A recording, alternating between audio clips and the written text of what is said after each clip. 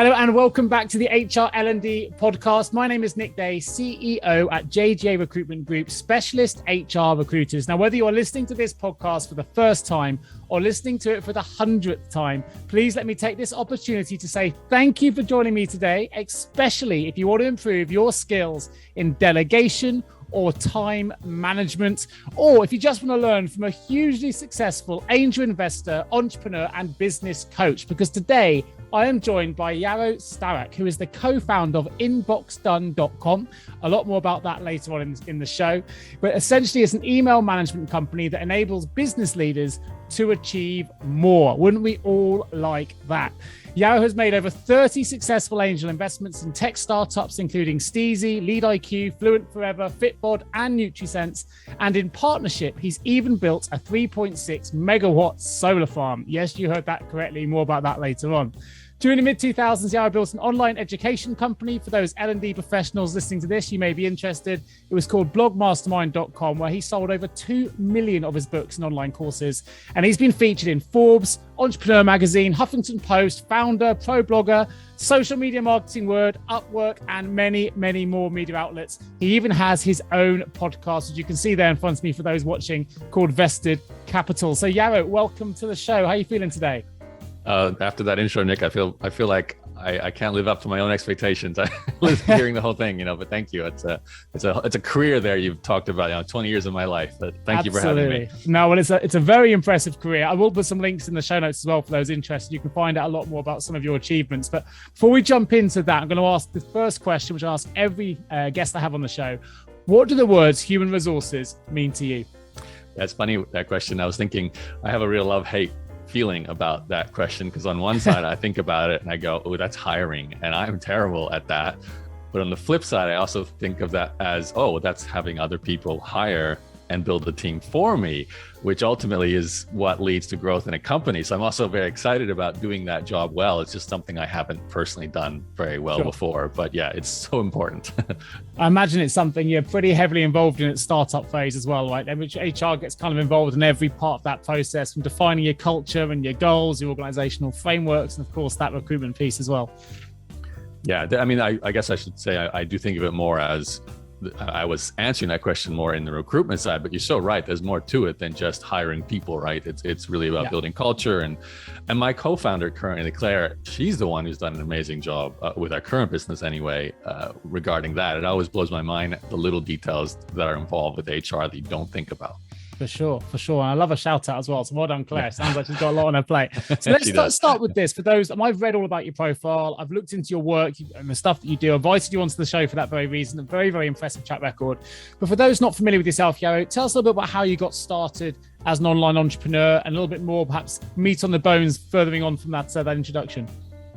Yeah, so very fortuitous, born in the late 90s, so not born, enrolled in university in the late 1990s. Kind of wish I was born in the late 1990s now, but so I was 18, 19 when that dot-com boom was happening. And that was great because it showed me an avenue for a potential new career. I always knew I wanted to be an entrepreneur, wasn't sure what kind of business it would be. So thankfully, free internet account was given to me when I enrolled in university in Australia, where I was born. And that kind of began a love affair with the internet. I started a card game website about the game Magic the Gathering. For those who might still know that game, it's hugely popular today. It was hugely popular back then. Kind of like my first business, not really, more like a side hustle. Made $500 a month, sort of selling cards. I had a few advertisers on my little magazine style website. Early days, before blogging, before social media. While in university, though, I started, I guess, my first real business. It was an online essay editing company called Better Edit. And really, it was my first full-time income stream. After graduating, I focused on that company, grew it to like a small team, and eventually sold that business and sold the card game business, not for retirement money by any means, but it was, buy your first card kind of money sort of stuff at the time in my 20s, which led to what became a long-time career for me, the blogging, podcasting, and then becoming an educator, which honestly, I didn't see that happening. But once you start producing content, as you do build a following if you do it well. Yeah. And that turned into the potential to sell what I eventually did sell, which was mostly courses, some ebooks, some coaching programs. But really, it was a big course called Blog Mastermind that I sold for two versions over a decade. I just actually closed that one down just earlier, or January this year. So yeah, well, it kind of feels a little sad, closing down your baby after 10 years, but yeah, it's been a good run. And that was like my main business. I loved it, sitting in cafes, writing, running, coaching lessons, creating content. It's just a great business to be in, especially you can travel with it. You can make very good money. That's when I kind of upskill, started making, multiple 7 figures a year, which allowed me to buy property, travel, all those sorts of things. To then kind of today, kind of fast forwarded in the last 5 years, I've been very much focused on Inbox Done, my current company. And in between all that, things like angel investing, travel, property investing have cropped into, but it's just been one long internet business love affair in my mind. So yeah, no, it sounds. I mean, one thing that really comes through when we do some research into what you've done, look at your blog, look at different sites. You've published 6 books in total, so you've always been very, very busy. I'll probably come into a little bit later on in terms of how you've managed that, but something that's really, I guess, must have been critical during your journey. You mentioned that you built small teams on several occasions. Surely, if you're doing that all the time, you must be a bit of an expert at delegating. I'm going to make an assumption here to say, okay, Inbox Done has probably come out of one of those passion pieces for delegation. Tell me a little bit about how, I guess, what motivated you to begin to look into delegation as a business concept, I guess, and how, what systems you'd recommend others use in building their businesses. Yeah, sure. So, I mean, there's 2 phases for me. There's I'm a solo entrepreneur doing most of it myself, maybe task outsourcing, do a little bit here with a web developer. And then hitting a wall, getting not burnt out, but certainly doing too much work for one person, and just I don't have the skills to do everything. So that's kind of like realization number 1. I need to build a team, and that's confronting because I didn't get into entrepreneurship to do HR. It's kind of the irony of it, but that's the truth. To grow a company, that is the most important aspect, is the people you bring in. So I failed at it, honestly, for a long time. Like I got okay at bringing in a couple of key people, like a website developer, a copywriter, but never really grew a massive team. And that's probably what held my essay editing company back. That and my own decision, I didn't really want to be in that industry for longer than I was. 5 years, I was done with it. So when I exited that, part of the blogging business was, wow, this is really elegant. I can do a lot with a small team. So that business, I was able to run it to, $500,000 a year kind of revenue with a very small, mostly contract-based team. It's funny though, because fast forward maybe 8 years, so maybe 6-7 years into that business, I was like, you know what, I want to take this next level. I have to hire properly. And that's when I really was like, okay, delegations, this is serious. I have to have a better hiring process. I have to actually care about a testing and vetting and training and all the things you do in HR, and building a team and make sure everyone's got clear communication and I had to be a better leader. And I knew all those things, and I kind of sucked at them. I failed. And to be honest, it came through because I went through like 6 different people at one point in a very short period of time. Some of it was just because I was rushing hiring and just saying yes to anyone. And that led to a realization I needed to hire someone to hire. I needed to hire someone. I needed an HR manager. I didn't call her that at the time, but that's what I needed. So I ended up bringing on Laura, and that kind of, part luck, part just a good referral network. I brought someone in who had the temperament. She wasn't HR to begin with, but she was ready to become an HR person and build that skill set, as well as having the foundation of a good communication, good empathy. She could actually build a culture without me realizing she was doing that. So she took over hiring and built a kind of a small team for my company. That was my education business. And then fast forward to what I do today. Well and truly, I knew when I started my new company, this is a team business. We are providing a service where we're the place people delegate to for their email. And we're also needing to delegate ourselves in the sense that we're building a remote team. And I need someone to be that, when we call her a CEO, but ultimately she's an operations HR kind of position. So Claire, I mentioned earlier, I partnered with her. She was one of my email assistants for my education business, but I saw that she was a leader. She had attention to detail. She really could build something in an area where I felt I was not competent at. And I was good at marketing. I was good at kind of pushing the business forward. So I said, let's try it, see if this works. And that's what she's done. So she kind of runs a team of 35 now, and she's the one who's built all these systems around hiring and training and how to deal with situations and onboarding. And we have a 10-step hiring, testing, vetting, training, and education process for our team. So, she gets all credit for building that, and I get credit for choosing to partner with her as a co-founder. So. Super. Well, I mean, you've built not just one, but several sort of 7-figure businesses. The thing that resonates for me here, and what I think will resonate for my audience, if you're an HR professional, and whether you're Claire or Laura or anyone listening to this podcast, chances are you're plate spinning. You're holding up several plates at the same time, trying to keep them all in the air, not letting know which one to drop. In your experience, when you're plate spinning, not just within one business, but you've got ideas on others, you're trying to scale a business, you're investing, you've got fingers, not spies. Typically, at your level, what are the plates we must keep spinning ourselves? We have to the last one to let drop, I guess, is the first question. The second bit is, what's the quickest plate we can delegate in your experience? Yeah, I will speak totally from my experience because I feel like it's different for everyone. But sure. I was very much a theories of constraints follower. I'm not sure if you heard this concept, but it's from manufacturing. Toyota really popularized it. And they built a manufacturing process, as we all know, to build cars. And it's very interconnected. If one aspect of that system is broken or slowing down, the whole system starts to really decay. And that's because everything is tightly wound together. There's no sort of flexibility in that. And that's deliberate because they want everything to be as fast as it can. Yeah. And because of that, they see where the weakness is straight away. They go, oh, this part is slowing down everything else. So I kind of applied that to myself when I took this seriously. I was like, well, what do I want to do next? And what part of me spinning the plate am I doing the worst job at, where I really need to hand that plate over to someone else? So early days, not that I talked about it in this way, but basically I was doing this. I would say, oh, well, I can't build websites. Let's hire someone to build websites. And then very quickly, once the business actually worked, I was doing email all day. So email was the second thing I considered a priority. And that's kind of the origin story of Inbox Done. It goes back 15 years ago, but I handed over email to a university friend at the time for that essay editing company. And that broke me free because my goal then was lifestyle business. I wanted a 4-hour-a-week Tim Ferriss style business. And that's what my essay editing company was. I had a tech person doing tech. I had another friend doing the email, and that business kind of ran itself mostly. Fast forward, of course, with sort of the bigger companies I've had in more recent years, those two things were handed from day one. I never started building websites myself, and I never started doing email from scratch myself. There was always someone in place as soon as I could financially afford it, usually because I was putting in a bit of my own capital to start with.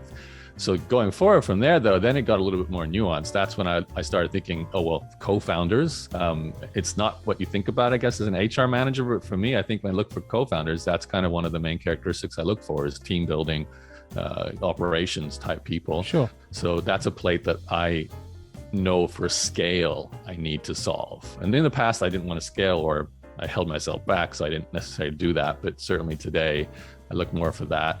And then it's more of a case-by-case basis. Like, I know my strengths. I can sit and write. I feel comfortable with the writing part of it. But what else do you need? Well, you need to have, in my case right now, maybe engineering for software as a new project I'm working on. So no, I'm not going to do that. What's tricky? I think it's and this is, I think, a good answer for entrepreneurs. There's the things that we're great at and we love doing. There's the things that we're okay at and we tend to do anyway. And then there's the things we're absolutely we're not good at. It's easy to hand over the not good things because we just hate doing them. Like the bookkeeper is going to do the accounting. Sure. Yeah, that makes sense. Yeah, the webmaster is probably going to do the webmastering. But there's those in-between things where, like, I am a good writer, so maybe I should also be the copywriter, and I should write all my sales pages for my products, and I should write every single email and every single piece of content.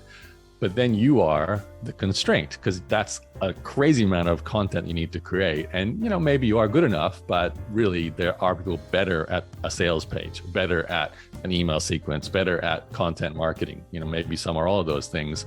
So for example, I brought in a copywriter to build the sales page for a lot of my courses I sold online. And that had to happen because I would have been spinning too many writing plates in order to be able to function as a business owner. So, but that was hard to do because I was comfortable doing that. I liked doing writing. I felt like I should be the one writing the sales page. So, and that's probably the biggest challenge is that middle ground and pushing all that off your plate and delegating those things. So let's have a little chat then about Inbox Done, because this is an interesting one for me, because if I use that example you've just given, things you're great at, do things you're not so great at, you can do a little bit, maybe outsource some of it, things you don't like, get rid of. Email is something that I imagine most people listening to this now, like they dread their email. But I'm definitely one of these people. I'm definitely someone that is handcuffed to my email, and I feel like there's no one else that would be able to manage it in the way that I can, for whatever reason that is. Maybe it's ego, maybe it's because, as you say, I feel like I'm just good at it, but actually it's also the stone that holds you down, right? Because it's so hard to break free from it and to turn it off, and it's suddenly your day is gone. So for someone who's built a company on the back of this must be a common objection for people. It's something so precious to give away. It's almost like it's part of me to give away my email. It's my voice. So what would you say to someone like me in this position who could definitely benefit from outsourcing some of my email content, but is probably a little bit reticent to do so? Have you never tried? No, I would do it. It would scare me. It doesn't mean I wouldn't, but it would definitely scare me, for sure. Yeah, you're speaking, I think, a common feeling a lot of entrepreneurs and business owners have about their email. And it's funny, like literally just before I spoke to you, I just did a sales call, and business owner, closer to retirement age than you are, very happy to hand over email. One of the easiest calls I've ever done. It's like, This is what we do. Oh, he wants it. He clicks the buy button, signs up, away you go. Then there's, the people, and I don't want to insult you here, Nick, but there's sometimes certain people where they like the idea of it, but control freak-itis, just they can't let go. The whole idea, like we had one person very early days, this made me laugh. They signed up, they were totally excited, really want to do it. They start handing over to us, and then within a week, they're like, I can't do this. I don't feel comfortable if I don't see every single email. If an email is actually replied to without me, that gives me stress. So, they canceled, they couldn't handle it. And there's a spectrum, obviously. Ideally, conceptually, for your own well-being, for the growth of your company, taking that off your plate, giving someone else the job of dealing with 90% of your email is going to do so many positive things, give you free time for exercise, to see your family, to write a book or grow your company. And then of course, it's going to mean you have more attention to all the things that the people you work with are asking of you. You're not doing that in email. And not to mention, people tend to use email as a to-do list, which is not a great thing to do, because very rarely is your email an actual priority list of things that will move your business and your life forward. It's just whatever's in your inbox. So you don't want to, just guide yourself each day based on email. So first of all, you make the decision to do that. Those kind of people we like to work with, because they're motivated to push through the discomfort of saying, okay, it's going to feel weird, but someone else is going to reply to my messages. Maybe the first few times they write these drafts, I'm not going to be like, oh my God, that's perfect, but I'm going to give them some training. They're going to get better at it. And then eventually they probably will get better at it than I am, because they're going to do that every day. They're going to deal with the email every day. That's obviously not 100% of your emails. There will probably always be 5% that, are for you. We build systems with Inbox Done when we onboard a client, and it's quite an extensive process where we're doing what we call triage. So what does Nick have to answer? It's in his brain, we can't extract it, or it's a relationship that only Nick has, or he simply feels he has to do it. That's for him. But 95%, it's like an email from a general query. How do I download this? Or a software update, or a newsletter, or a sales email, all these things that are micro attention grabbers for you right now, but we take them completely off your plate. So you never see them. You don't need to, they're handled by someone else. So it works so well for the right people. And I, thankfully, from the very early days, was so looking for ways to break free of whatever was taking the majority of my time. So I was like, email, clearly, just based on how I run my life, is one of the biggest time sucks. So I was like, I got to outsource this. And I think for the right people, they feel the same, and they do it. But you're so right. As I do a lot of the marketing, there's an education process here. People, for whatever reason, they totally used to saying, I will send the bookkeeping to the bookkeeper. I will send the website development to the website. I do that, and I do that. Yeah. Hands up, yeah. But they don't think, I will send the email to the email manager. They always think, no, I'm the email manager. So we have to kind of show them how this works, how to get comfortable with it. There is a careful handover process. We are going to learn about you. We're going to build systems. We're going to practice, and then you're going to get more and more comfortable people handing over more and more. So Nick, I hope one day we can say the same thing for you. Well, it was interesting actually, just giving that example, I realized that I referenced my email to say that I'm handcuffed to it. And I don't know if that's something in my subconscious there that's telling me that that's not a good relationship, right? I didn't think of anything better than a handcuff. Yeah.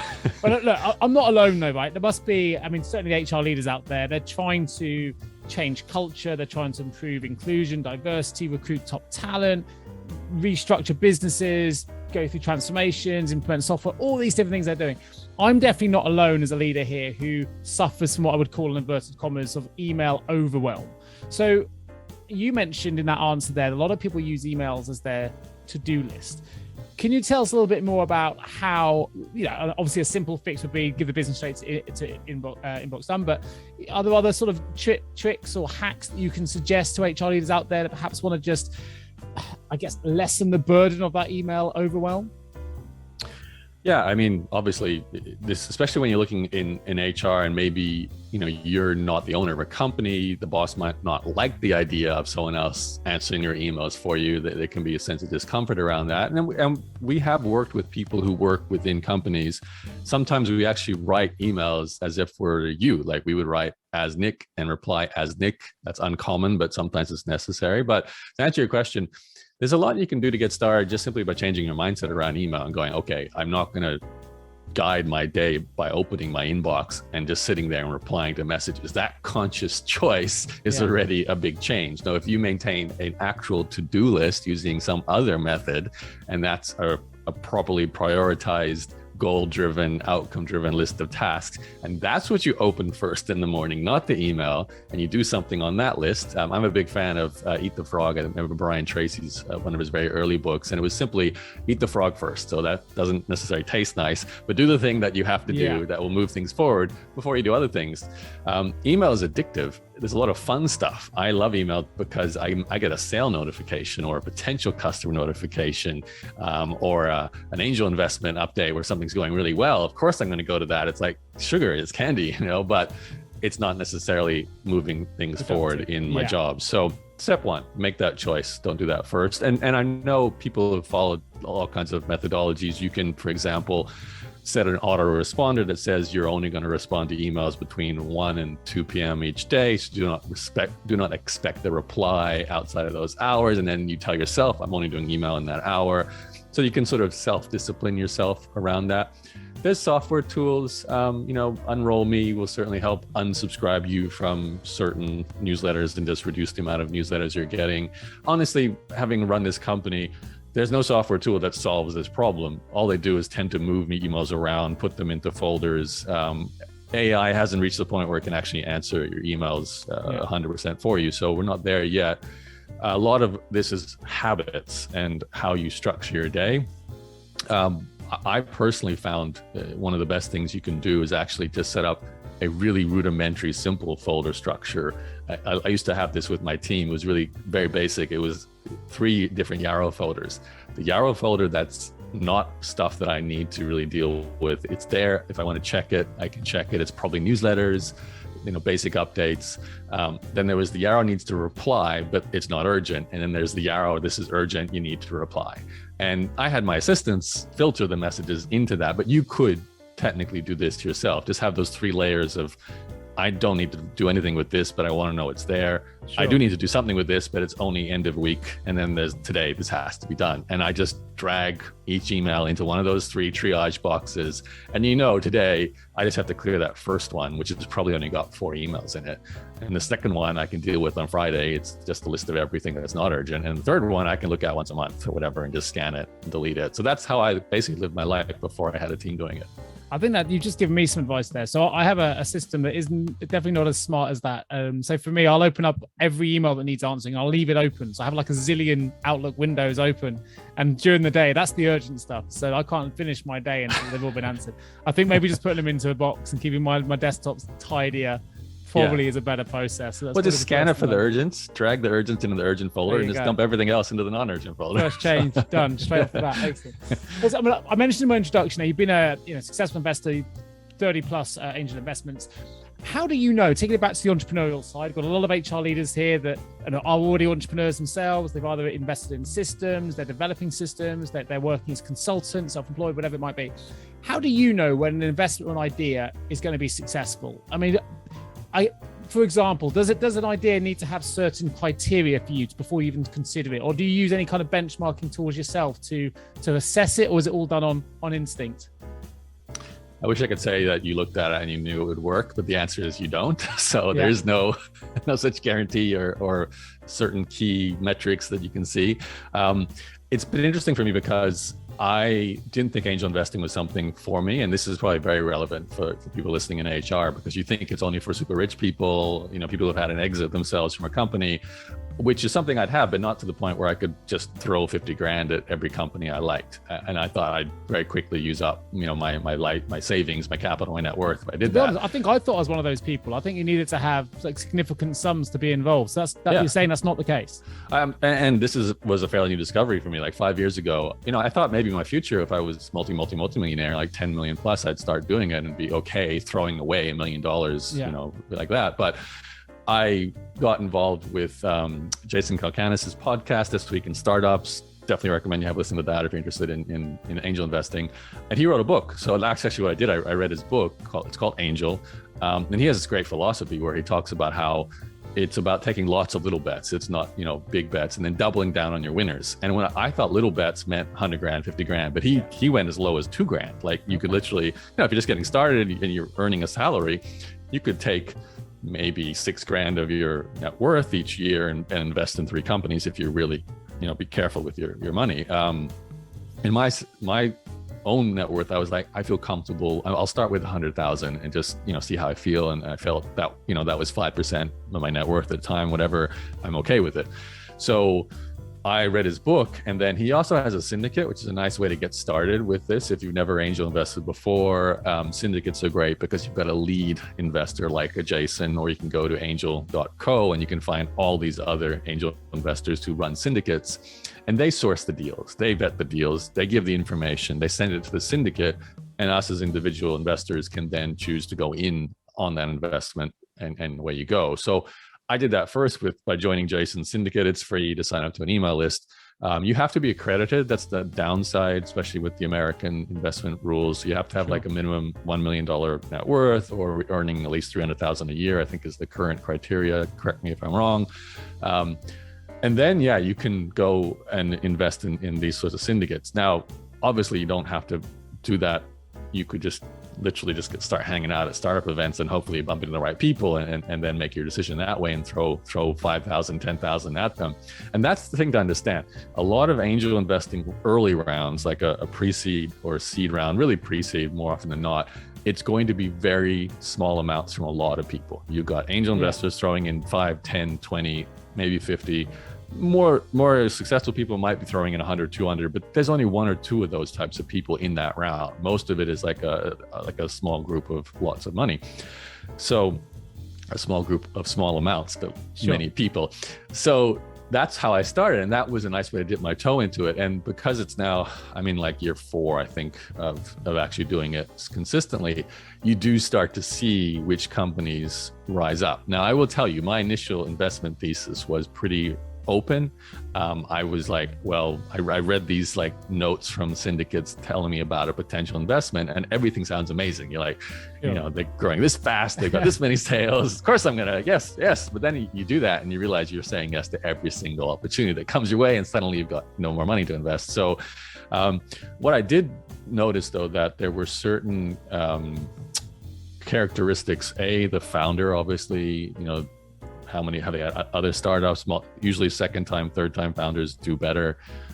Industry wise, I thought I was going to go in and invest in education technology because I'd been in education online, but that turned out not necessarily to be a good way to make a decision, because I wasn't doing it at this stage anyway to be an advisor angel. I wanted to just angel invest. So to cut a long story short, Nick, 4 years later, the companies that have like the 4 or 5 that I've seen emerge now that are at the point where they're worth 100 million, 200 million, on the way to that $1 billion outcome you hope they get, I would never have guessed that those were the ones that would really get there. There's no criteria I can tell you that will be reliable. One of them is Steezy, you mentioned in my intro. Yeah. It's a Netflix style dance classes. So dance classes, all you can eat, whatever you want. I basically almost didn't invest in that, but I was like, you know what?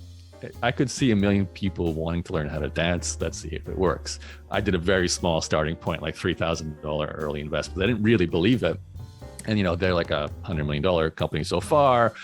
If they 10X where they're at now, it'll be a great result. Another one is like a pure lead generation tool, which I guess makes more sense, but it's like, it's kind of boring. It's like a SaaS tool for helping people prospect for new customers.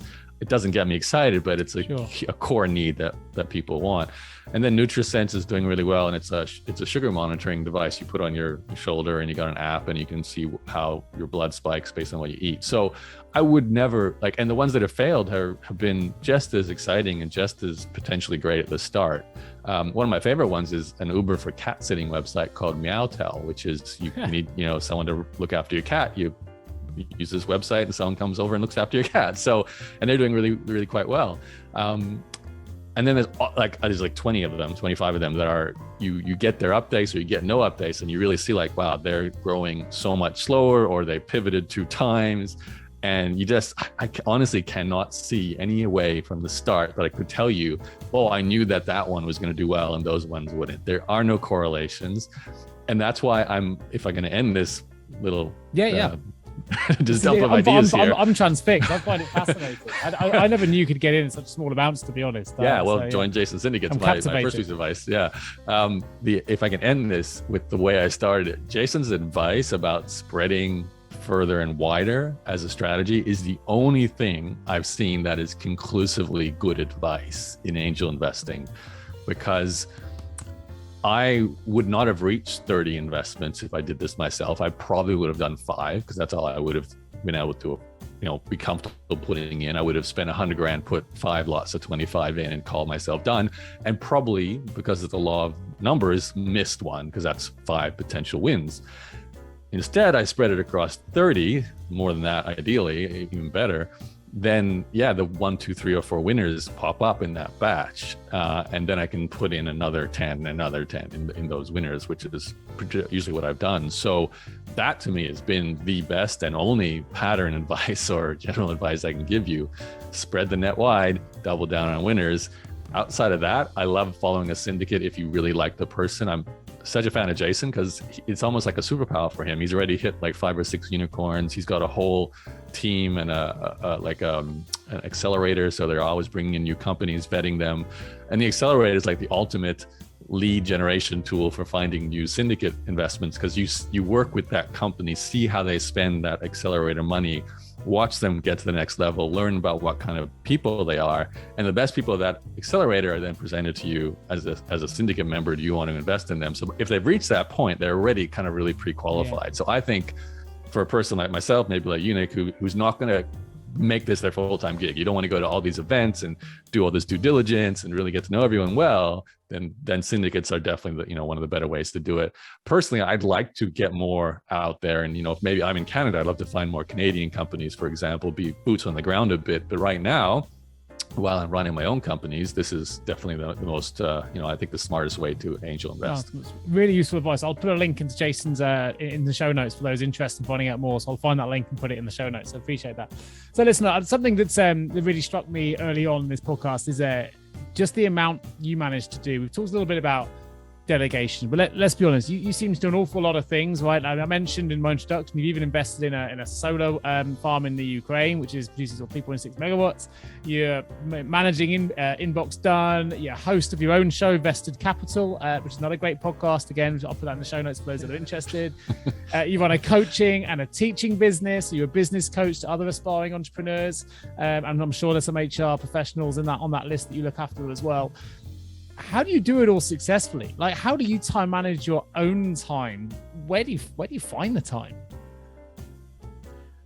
I love this question because I remember listening to interviews when I was a young entrepreneur, and I'd hear about these, men and women who were doing kind of like my bio that you gave me. And I was like, how is that possible? Because it's not. Like, I'm struggling to get one company going. I couldn't do anything else. So 20 years later, when I'm sitting on the other side of the table and I can answer that question, and it's very easy now to see the path that you can follow. So when you're just getting started, the advice to follow is to focus and pick one thing, because you need cash flow. I'm saying this assuming you're not born into a rich family, and you're probably not. They say cash is king, right? Especially in new business terms. Yeah.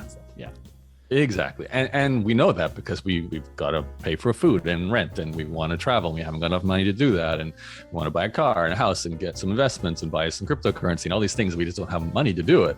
So you have to double down on whatever your cash flow source is. And that's all that matters. Don't get distracted by people who are doing multiple things, because they probably have cash flow or some other source of income that allows them to spread further and wider. So first 10 years of my life were just getting that either one company going, then once it's going, make sure it keeps growing, and then putting aside a bit of that money. So I'm growing a capital base, buy some investments, just start building a base. And that's 10 years of my life, at least from 18 to 28, 29. When I hit my 30s, it's suddenly like, okay, I've generated $1 million in revenue over that time. I've bought my first property. I bought an investment property. I have a car. You can breathe a little, Yeah. Then it's like, oh, okay, now what's something bigger and more challenging and next level? But at that point, it's like, I don't need my next business to necessarily support me from day one. So I can pick ideas that are a little bit different to what I used to choose, or I can add something to it. So I found, especially in the last 10 years, my 30s, and now I'm in my early 40s, that's when the opportunities to start multiple projects, other investments, build a solar farm, that starts to happen because I got leverage from things. I had, I've built companies and sold them. I had companies that were doing great cash flow. I invested, so the investments grew. It gave me more of a stable base. Then it's like, okay, yeah, I can start a second company and a third company, and I can do an angel investing and that. But I would never have considered it early on, at least certainly not on a big scale. And then the other thing to also consider is the power of co-founders and partnerships, other people. This is, I think HR people understand this really well. Building bigger things require more people. And especially if you are like a leader, you're already running one company, starting a second one will hurt the first one.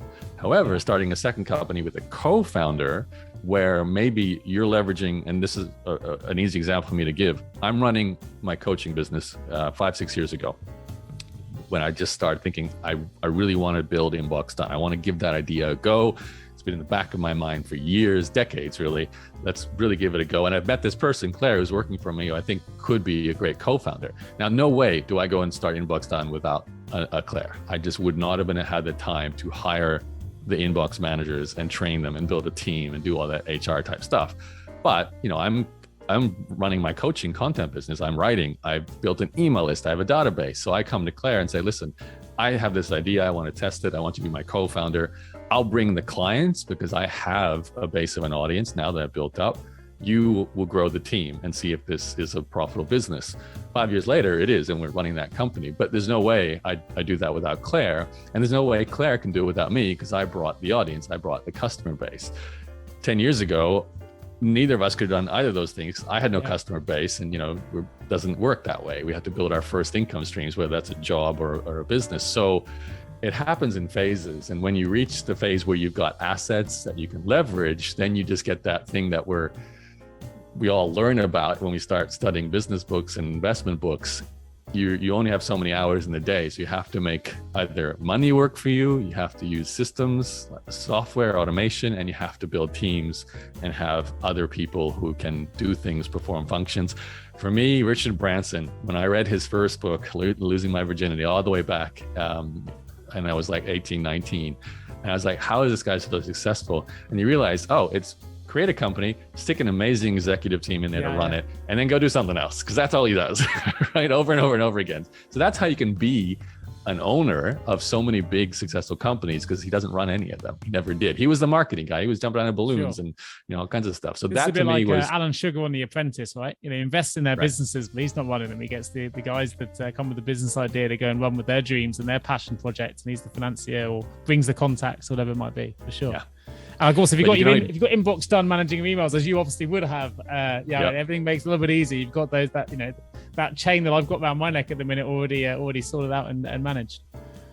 Yeah, and this is it's important to understand. This is like a strategy of multiple income streams too, like Alan Sugar and Richard Branson and myself to a smaller degree than those guys.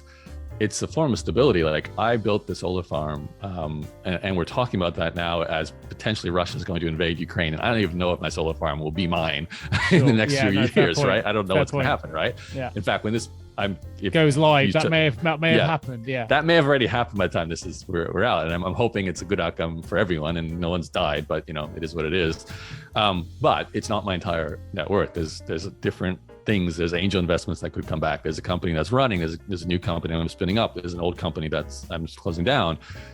All of those things would have to fail for everything to fail. Like that's what I think is the most important part here too. It is important at the beginning to focus, because you have to just put all your energy to get one machine running, but you don't want to make that your only machine longer term, because it's all your eggs in one basket. One market downturn, one country invading another, and suddenly that business is no longer there. So you've got to have this links to about diversification, doesn't it? Just having, as you say, not all your eggs in one basket. And actually, there are, you can align that with HR strategy anyway, with the diversity of boards, diversity of thought, diversity of collaboration, all those things. The more diverse in investing, with the more diverse your team, the more diverse your business, typically the better the results, and certainly the more secure your results as well. So it's an interesting to play. So we're going to quickly open the L&D vault, which I'm quite interested in these answers you're going to give me here, Yaro. These are just short, sharp, quick questions for you. The first one is this: in hindsight, what's the one thing you now know that you wish you'd known when you began your career? I wish I was quicker to build teams and delegate. It may be a cliche answer given what I do now and what we talked about, but I really held myself back because I would try and keep as much of the profit, and might have been a small profit, to myself. I just brought on one person who might have been able to double the company and then triple it, and then I'd have a bigger pie and bigger team. Yeah, nice. If you can give one piece of advice to the world right now, and that's the world of business leaders, what would it be? I thought you were going to give me a nice big political question. I'd be like, don't invade each other countries. To business leaders, one piece of advice.